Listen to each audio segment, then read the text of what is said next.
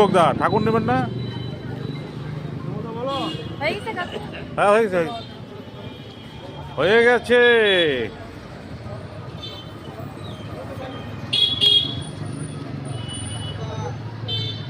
রঞ্জিতের দোকান রিয়া মোবাইল।